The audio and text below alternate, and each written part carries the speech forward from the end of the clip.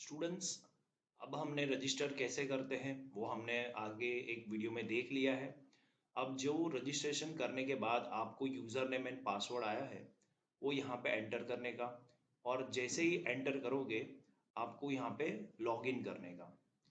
और मैंने पहले भी बताया कि अगर आप फॉरगेट पासवर्ड और यूज़र नेम दोनों में से कोई एक चीज़ है तो अगर आप उसको रिट्राइव कर सकते हैं, अगर आपने मोबाइल नंबर और ईमेल एड्रेस प्रॉपर वे में इंसर्ट किया है तो आपको यहाँ पे user name and password enter करना है एंड देन उसको लॉगिन के टैब पे क्लिक करना है। जैसे ही क्लिक करोगे आपको वो अलग टैब पे ले जाएगा जहाँ पे सबसे पहले जो इन्फॉर्मेशन फिलअप करना होता है वो है पर्सनल इन्फॉर्मेशन। जैसे ही आप लॉगिन करोगे आपके सामने ये डैशबोर्ड ओपन होके आ जाएगा। यहाँ पे फर्स्ट ऑफ ऑल आपको पर्सनल डिटेल्स डालना है। पर्सनल डिटेल्स में last name, first name, mother, father, spouse name, email ID, mobile number, date of birth, gender, ये ऑटो पॉपुलेटेड होके आता है। जो आपने रजिस्ट्रेशन में एंटर किया है that will automatically populated here. तो यहाँ पे ये सारी चीज़ें आपको एंटर नहीं करनी है। जो आपने last name as a surname जो एंटर किया था at the time of registration, first name जो एंटर किया था, फादर नेम जो एंटर किया था, email address and mobile number and date of birth and gender, the things which is given in dark grey mode, that things you can not change. इसको आप change नहीं कर सकते बिकॉज आपने registration में जो एंटर किया है अब आप उसको चेंज नहीं कर सकते। इसलिए मैंने बोला था आपको कि जब आप रजिस्ट्रेशन के लिए अप्लाई कर रहे हो तो आपको ये बात का बहुत ध्यान रखना है कि कोई भी डिटेल आपका मिस्टेक ना हो। आपको last name, first name and father name जो भी एंटर करो वो एज पर थोड़ा मार्कशीट एंटर करना। अगर आप चेंज कर रहे हो तो you should produce a gazette for the same. Now upload document, date of birth. यहाँ पे आपको स्टूडेंट्स दिख रहा है कि डेट ऑफ बर्थ के लिए LC, SSC, HSC certificate, any one of this you can upload. जैसे ही अपलोड कर दोगे तो यहाँ पे एक स्क्रीन में आपको मिल जाएगा लाइन के your file is uploaded successful. तो यहाँ पे अभी दिख नहीं रहा बट जैसे ही आप यहाँ पे अपलोड कर दोगे यहाँ पे लाइन आ जाएगा और दैट मीन्स आपने फाइल प्रॉपर तरीके से अपलोड कर दिया है। यहाँ पे चूज फाइल मीन्स आप अपलोड डेट ऑफ बर्थ के लिए आपके पास एलसी है, एसएससी का मार्कशीट है, एचएससी का मार्कशीट है, birth certificate, any one of this. Advisable is LC, means ऐसा कोई भी डॉक्यूमेंट जहाँ पे आपका डेट ऑफ बर्थ लिखा हो। एलसी में भी लिखा होता है, एसएससी कई एसएससी सर्टिफिकेट होता है जिसमें ये लिखा होता है कि डेट ऑफ बर्थ क्या है। कई बार एचएससी के सर्टिफिकेट में भी लिखा होता है एंड बर्थ सर्टिफिकेट है तो वो आप अटैच कर सकते हो। एलसी अपलोड कर दोगे तो ज़्यादा बेहतर रहेगा बिकॉज वहाँ पे क्लियर कट दिखा ही होता है या तो डेट ऑफ बर्थ का, क्योंकि बहुत सारे ऐसे बोर्ड है जहाँ पे उसके रिजल्ट में डेट ऑफ बर्थ नहीं है दिया जाता। इसलिए जहाँ पे डेट ऑफ बर्थ दिया है वो डॉक्यूमेंट यहाँ पे अपलोड करना है। यहाँ से चूज फाइल का ऑप्शन जो टैब दिख रहा है उसको आपको क्लिक करना है। जैसे ही आप उसको क्लिक करोगे आपको पूछेगा कि आपका फाइल कहाँ पे है, वो फाइल आपको यहाँ पे अपलोड कर देना है। ये सारी फाइल आपकी पीडीएफ में होनी चाहिए। पीडीएफ डॉक्यूमेंट यहाँ पे एक्सेप्ट किया जाता है और कोई भी तरह का जैसे जेपीजी एंड पीएनजी ऐसा कोई भी फॉर्मेट एक्सेप्ट नहीं किया जाता। तो आपको सभी फाइल्स को पहले तो पीडीएफ में कन्वर्ट करके रखना है और रेडी करके रखना है और फिर यहाँ पे अपलोड करना है। Then full name as per marksheet. ये इतना इंपॉर्टेंस इसलिए है क्योंकि आगे जाके अगर आप फ्यूचर में अगर आपके नाम में मिसमैच हुआ तो फिर वो आपका रिजल्ट, से फॉर एग्जांपल एसएससी में रिजल्ट कुछ और है, एचएससी में रिजल्ट कुछ और है और फिर जब डिग्री बन के आती है तो फिर वो मार्क्स नेम में कुछ वेरिएशन है तो फिर इट क्रिएट्स ए प्रॉब्लम, आपको फिर गैजेट करवाना पड़ता है।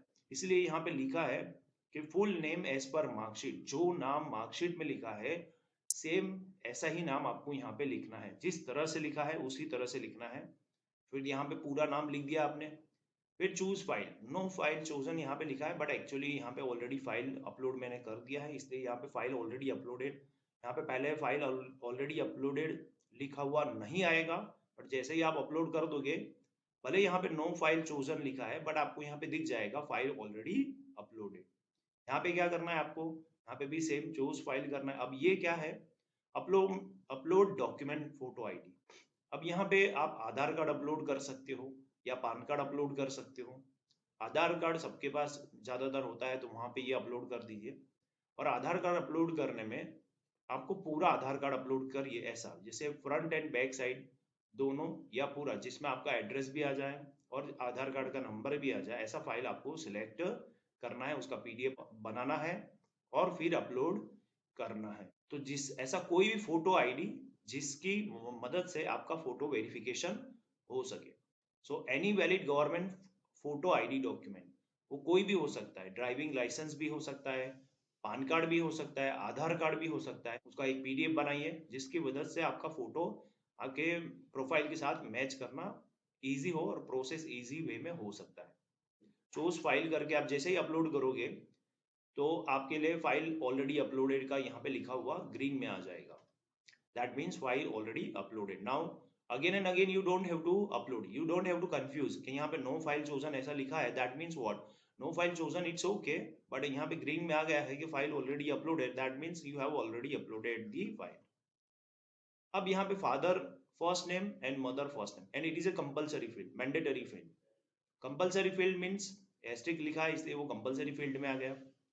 At least one detail required of father और मदर, यहाँ पे एक्चुअली दोनों डिटेल कंपलसरी ही है, फादर का नाम लिखना है और मदर का नाम भी यहाँ पे लिखना है, और दोनों कंपलसरी फील्ड में आता है। अगर आप ये इसमें से कोई भी डॉक्यूमेंट बाकी रखोगे, देख जितना भी मैंडेटरी रिक्वायरमेंट है और ये सारा मैंडेटरी रिक्वायरमेंट अगर आपने फिलअप नहीं किया और उसके बिना आप आगे बढ़ गए तो आपको आगे नहीं बढ़ने देगा, प्रोसेस आगे नहीं होगा और वहीं पे स्टॉप हो जाएगा। उसके बाद आपको नेक्स्ट के टैब पे क्लिक कर देना है, और जैसे ही आप नेक्स्ट के टैब पे क्लिक करोगे आपके सामने पर्सनल डिटेल्स पार्ट 2 आ जाएगा। If you go to the next tab आपको पर्सनल डिटेल्स पार्ट 2 मिलेगा। अब पर्सनल डिटेल्स पार्ट 2 में आपको क्या क्या फिलअप करना है वो आपको ध्यान में रखना है। सबसे पहले आपको पूछा जा रहा है कि स्पाउस नेम।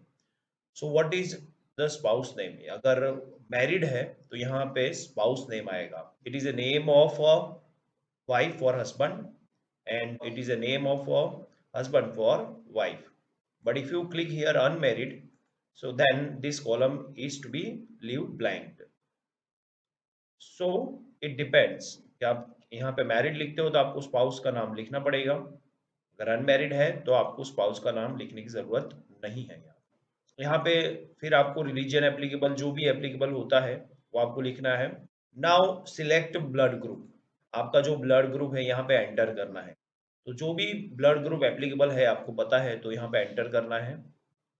देन हाइट, से फॉर एग्जांपल हाइट उसका 165 सेंटीमीटर है, हाइट इज इन सेंटीमीटर, तो आपको मेजर कर लेना है। सेंटीमीटर में कैसे मेजर होता है आपको पहले मेजर करके रखना है एंड देन यहाँ पे लिखना है।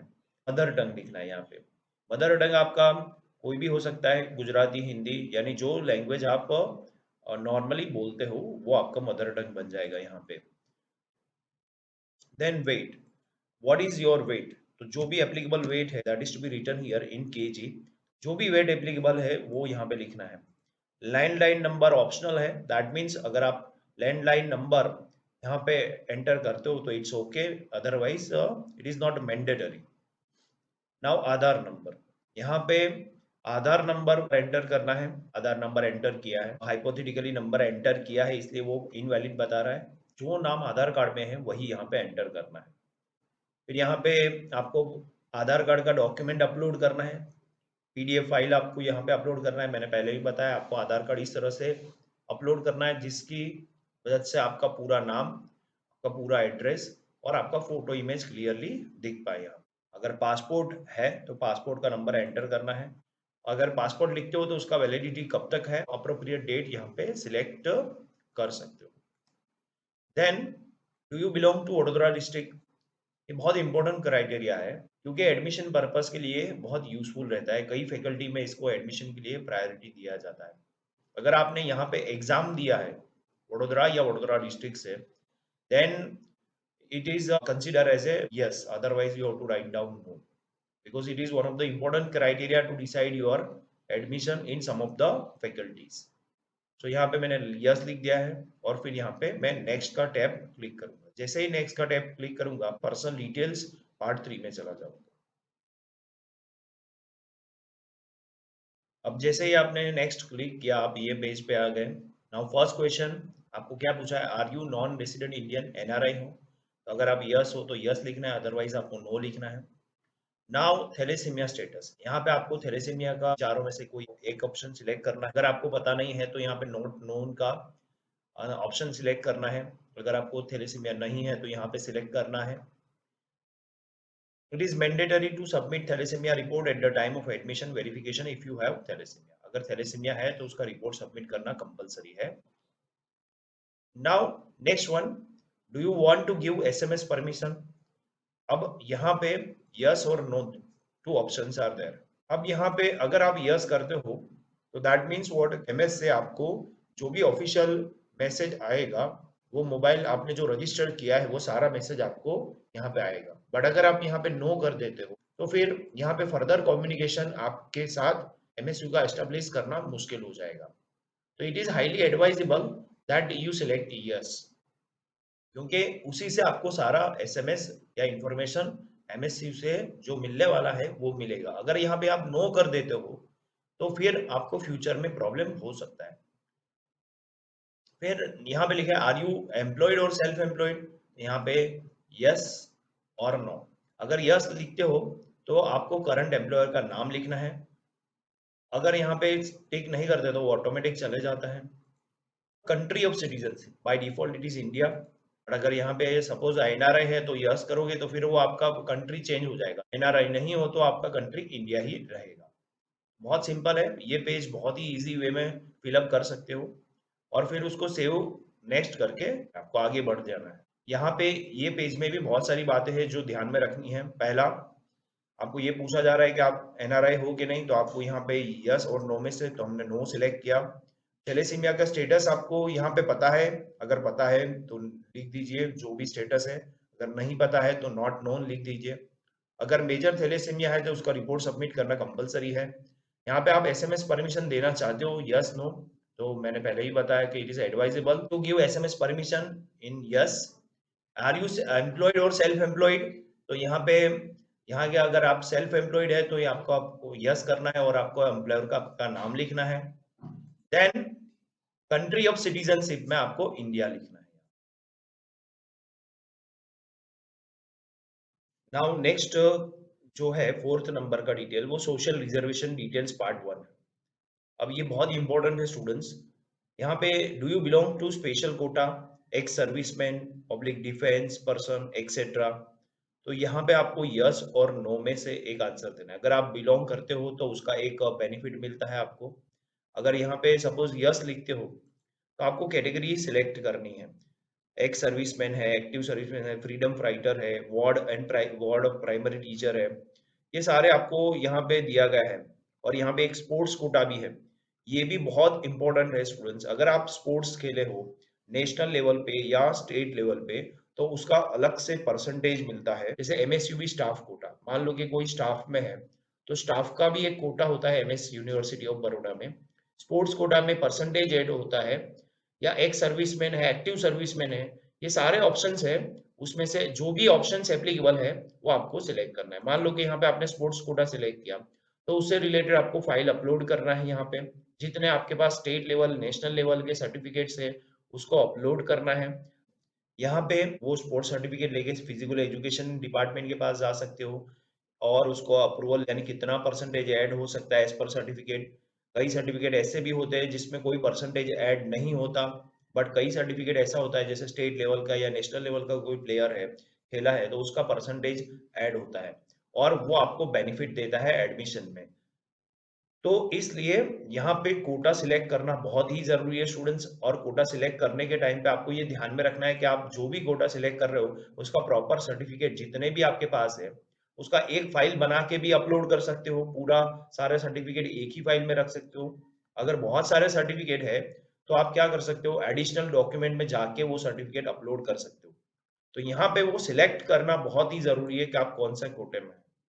मान लो कि यहाँ पे अभी हम सिलेक्ट नहीं कर रहे हैं और यहाँ पे नो लिख रहे हैं तो वो अपने आप ऑप्शन चला जाएगा। फिर यहाँ पे कैटेगरी है, रिजर्वेशन कैटेगरी। 4 कैटेगरी अवेलेबल है, schedule caste, schedule tribe, general and SCBC. Schedule caste है तो यहाँ पे शेड्यूल कास्ट सिलेक्ट करना है, शेड्यूल ट्राइब है तो शेड्यूल ट्राइब, जनरल है तो जनरल, एंड एससीबीसी है socially and economically backward class, तो वो सिलेक्ट करना है। यहाँ भी यही ध्यान रखना है कि अगर आप कोई भी कैटेगरी में सिलेक्ट करते हो तो उससे रिलेटेड डॉक्यूमेंट आपको प्रोड्यूस करना बहुत ही जरूरी है। रिजर्वेशन का बेनिफिट एमएस में सिर्फ जिसका रिजर्वेशन का जो कास्ट सर्टिफिकेट है वो गुजरात में से इशू हुआ है, उसको मेरिट के लिए कंसीडर किया जाता है। सबका आपको गुजराती पता होना चाहिए। शेड्यूल कास्ट मीन्स अनुसूचित जाति, शेड्यूल ट्राइब मीन्स अनुसूचित जनजाति, जनरल मीन्स सामान्य वर्ग, एंड एससीबीसी मीन्स सामाजिक અને शैक्षणिक રીતે पछात।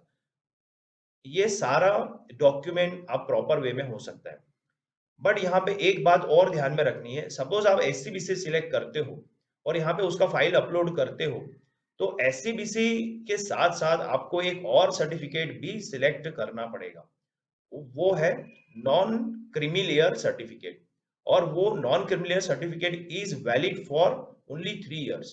तो आपको ये भी देखना है कि वो बहुत पुराना ना हो, 3 साल के अंदर उसकी वैलिडिटी खत्म हो जाती है, तो अगर वैलिडिटी खत्म हो गई है तो फिर वो वैलिड नहीं है डॉक्यूमेंट।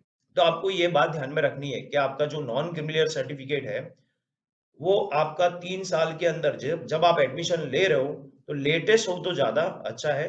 और वहां अगर मान लो कि 1 साल पुराना है तो चलेगा, बिकॉज वो 3 साल के अंदर कवरेज हो जाता है। बट अगर आप शेड्यूल कास्ट सिलेक्ट करते हो तो सिर्फ उसमें शेड्यूल कास्ट का सर्टिफिकेट अपलोड करना पड़ता है। अगर आप शेड्यूल ट्राइब सिलेक्ट करते हो तो सिर्फ शेड्यूल ट्राइब का सर्टिफिकेट ही अपलोड करना पड़ता है। एससीबीसी का सर्टिफिकेट अपलोड करते हो तो फिर आपको 2 डॉक्यूमेंट अपलोड करना पड़ेगा, एक एससीबीसी का सर्टिफिकेट एंड दूसरा है नॉन क्रिमिलियर सर्टिफिकेट, परिशिष्ट 4 बोलते हैं। यहाँ पे ये भी याद रखना है कि मान लो कि आप जनरल कैटेगरी में है तो एक और बेनिफिट आपके लिए भी अवेलेबल है।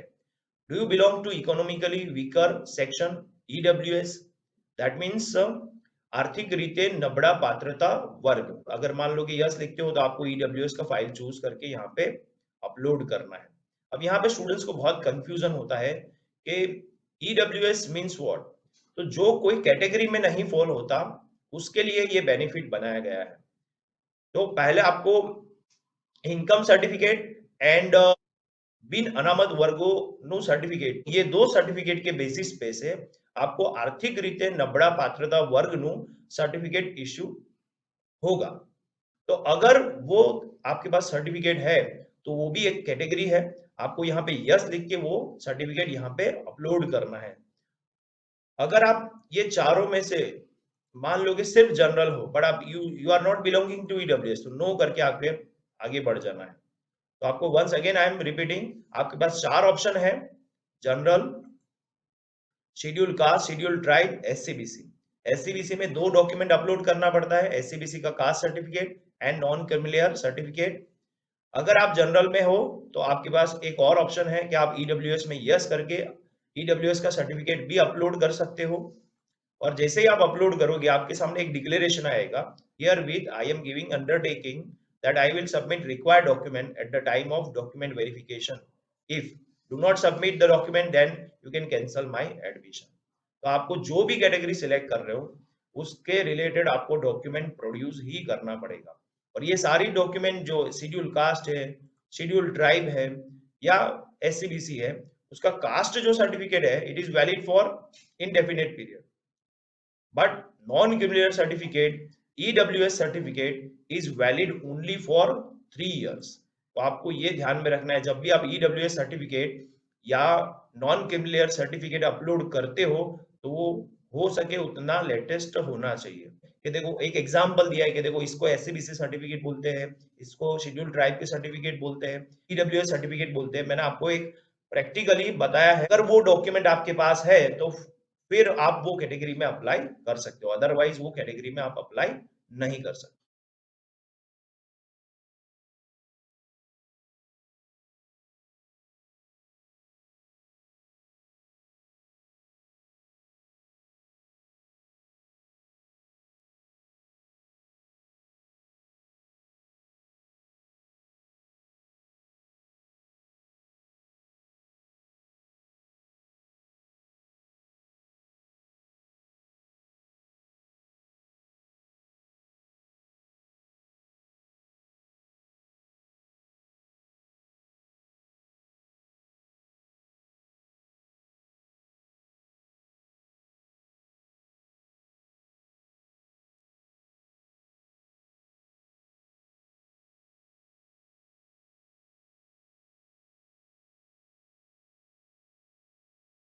तो ये आपका सोशल रिजर्वेशन पार्ट 1 हुआ। अब आपको पार्ट 2 में एक ही क्वेश्चन पूछा है, are you disability challenged person. यहाँ पे यस और नो दो में से कोई एक लिखना है। अगर यहाँ पे आप यस लिखते हो तो आपको एक अपलोड डॉक्यूमेंट डिसेबिलिटी चैलेंज का जो सर्टिफिकेट है वो आपको अपलोड करना है। आपका डिसेबिलिटी टाइप लिखना है और उसका परसेंटेज लिखना है, कितना परसेंटेज डिसेबिलिटी है, 50%, 60%, वो लिखना है। और यहाँ पे देखो, यहाँ पे भी एक डिक्लेरेशन दिया है कि आप अपना डॉक्यूमेंट अपलोड करोगे, यानी आप कोई भी चीज को प्रोड्यूस करते हो तो उसको अपलोड करना बहुत ही जरूरी है। तो यहाँ पे हम नो सिलेक्ट करते हैं, बिकॉज अगर वो कैटेगरी में बिलोंग करते हो तो यस करके फिर उसका सपोर्टिंग डॉक्यूमेंट आपको अपलोड करना है, अदरवाइज अपलोड करने की कोई जरूरत नहीं रहती। सेव एंड नेक्स्ट का टैप करोगे तो आपके सामने रेसिडेंशियल एड्रेस आ जाएगा। नाउ यहाँ पे आपके सामने दो रेसिडेंशियल एड्रेस आ जाएंगे, एक है परमानेंट रेसिडेंशियल एड्रेस एंड एक है communication address. Normally permanent residential address and communication address are same. तो यहाँ पे आपको एड्रेस लिखना है। सबसे पहले आपको फ्लाइट का नंबर लिख देना है, अपने एड्रेस लिख दिया, और नाउ कंट्री में इंडिया सिलेक्ट कर लेना है, स्टेट जो भी एप्लीकेबल है वो सिलेक्ट करना है। और यहाँ पे हमने गुजरात सिलेक्ट कर लिया है, डिस्ट्रिक्ट वडोदरा सिलेक्ट कर लिया है, विलेज वडोदरा सिलेक्ट कर लिया है, एंड पिन कोड नंबर हमने यहाँ पे 390019 सिलेक्ट कर दिया है। यहाँ पे देखो मैंने, अगर आपका कम्युनिकेशन एड्रेस और प्रेजेंट एड्रेस सेम नहीं है तो यहाँ पे आपको दूसरा एड्रेस एंटर करना है। सपोज के गुजरात पर डिस्ट्रिक्ट वडोदरा नहीं है, सपोज आनंद है, तो यहाँ पे आप आनंद लिखना है। और ये कब चेंज करना है, because your communication address and present residential address are not same. But अगर मान लो कि सेम ही है तो आपको कुछ नहीं करना है, सिर्फ यहाँ पे have your communication address same as permanent residential address. तो आपको ये सारी डिटेल एंटर करने के बाद सिर्फ यहाँ पे क्लिक कर देना है, तो अपने आप वो सिलेक्ट हो जाएगा। देखो ऊपर जैसा ही सिलेक्ट हो गया, इंडिया गुजरात, डिस्ट्रिक्ट में वडोदरा, सिटी सिटी विलेज में वडोदरा सिलेक्ट हो गया, एंड पिन कोड नंबर में जो ऊपर एंटर किया था वही एंटर हो गया। पहले अलग था बट अब वो सेम एंटर हो चुका है, तो आपको वो दोबारा एंटर करने की जरूरत नहीं पड़ेगी। अगर आपका permanent residential address and communication address same है तो फिर आपको जस्ट यहाँ पे क्लिक करना है, जो आपका परमानेंट रेसिडेंशियल एड्रेस होगा वही अपने आप डिफॉल्ट सिलेक्ट होके यहाँ पे आ जाएगा। यहाँ पे आपको पेरेंट्स डिटेल में दो ऑप्शन दिया गया है, मदर एंड फादर का डिटेल्स और गार्डियन का। अगर आप गार्डियन के पास रहते हो तो गार्डियन को क्लिक करना है, और जैसे ही गार्डियन को सिलेक्ट करोगे आपके पास ये ऑप्शन आ जाएगा। आपको यहाँ पे गार्डियन का नेम लिखना है, गार्डियन का ऑक्यूपेशन जो भी एप्लीकेबल है वो लिखना है यहाँ पे। देन गार्डियन अगर आपकी कोई कैटेगरी में आते हैं, यानी sports quota, MSUB, staff quota, active serviceman, etcetera etcetera, तो वो यहाँ पे सिलेक्ट करना है। गार्डियन का कॉन्टेक्ट नंबर यहाँ पे एंटर करना है, एंड गार्डियन का एनुअल इनकम आपको यहाँ पे सिलेक्ट कर देना है। पर यहाँ पे हम फादर एंड मदर का डिटेल एंटर करते हैं। सपोज के फादर का ऑक्यूपेशन है तो यहाँ पे मान लो कि फादर सर्विस करते हैं तो सर्विस लिखना है, बिजनेसमैन है तो बिजनेसमैन। जो भी ऑप्शन आपको एप्लीकेबल होता है वो यहाँ पे आपको सिर्फ ऑप्शन सिलेक्ट करना है। सपोज फादर सर्विस कर रहे हैं तो यहाँ पे आपको सर्विस लिखना है, और फिर फादर का एनुअल इनकम लिखना है। यहाँ पे 2 लाख है तो यहाँ पे आपको 2 लाख लिखना है। तो मदर भी जॉब कर रही है तो आपको वो कौन सा जॉब कर रही है वो यहाँ पे लिखना है। सपोज हाउस वर्क करते हैं तो यहाँ पे एक हाउस वर्क का भी ऑप्शन दिया गया है। यहाँ पे फादर या मदर में से किसी एक का कॉन्टेक्ट नंबर आपको यहाँ पे लिखना है। ये सारी डिटेल एंटर करने के बाद जैसे ही आप फिनिश करोगे आपके पास सारी डिटेल्स सेव होके आ जाएगी। इसी तरह से आप ये पर्सनल इंफॉर्मेशन का पेज पूरा डिटेल्स स्टेप बाय स्टेप एकदम आसानी से फिलअप कर सकते हो। ये आपके सामने सारी डिटेल्स ओपन होके आ चुकी है और आप उसको चेक कर सकते हो और उसको कंफर्म करके आगे बढ़ जाना है। जैसे आप कंफर्म करोगे आपके सामने ये मैसेज आ जाएगा, personal information form has been submitted successfully, और उसको ओके करके आगे बढ़ जाना है। Like, share and subscribe my YouTube channel for more videos like this.